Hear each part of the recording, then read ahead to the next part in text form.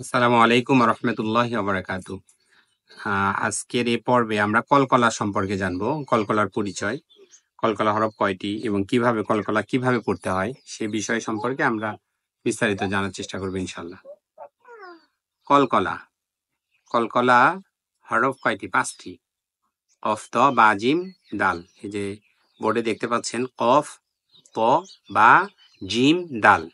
আমরা এভাবে পড়তে পারি কলকলা হরফ 5টি। কফ, ত, বা, জিম, দাল।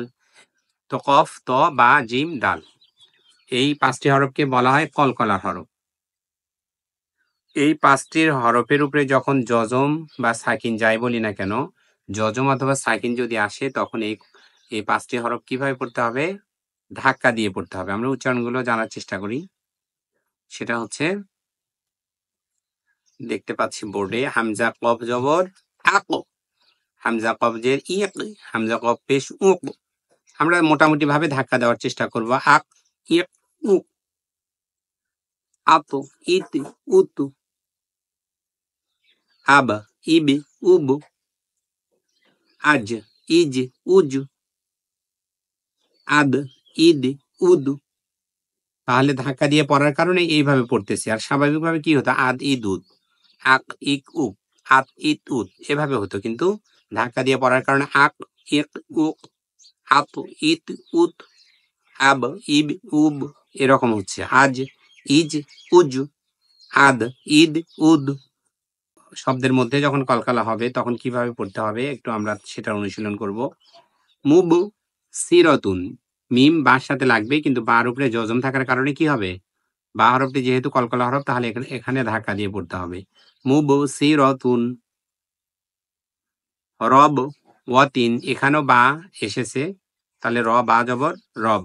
তাহলে বার উপরে জজম থাকার কারণে বা হরফটি যেহেতু কলকলা হরফ, তাহলে একটু ধাক্কা দিয়ে পড়বো। রব, ওয়াতিন। কব, লিকা। কব, লিকা অথবা কবলিক। থামলে কবলিক হবে।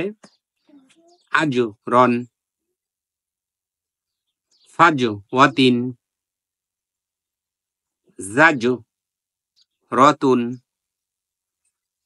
তুজু, জাউনা। ফাকদ, ফা জবর ফাকব, দাল জবর কদ, ফাকদ। আদু, 12। হামজা দাল জবর আদ। হামজা দালের সাথে কেন লাগলো? দালের উপরে যেহেতু জজম আছে, তাহলে দাল এবং দাল যেহেতু কলকলা হরফ, তাহলে ধাক্কা দিয়ে পড়তে হবে। আদু, 12। সদু, রকা।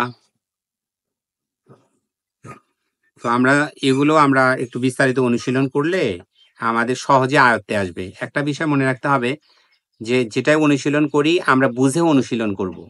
তাহলেই বারবার অনুশীলন করলে আমাদের এই বিষয়গুলো আয়ত্তে আসবে। আজকের ক্লাস এই পর্যন্তই। ধন্যবাদ।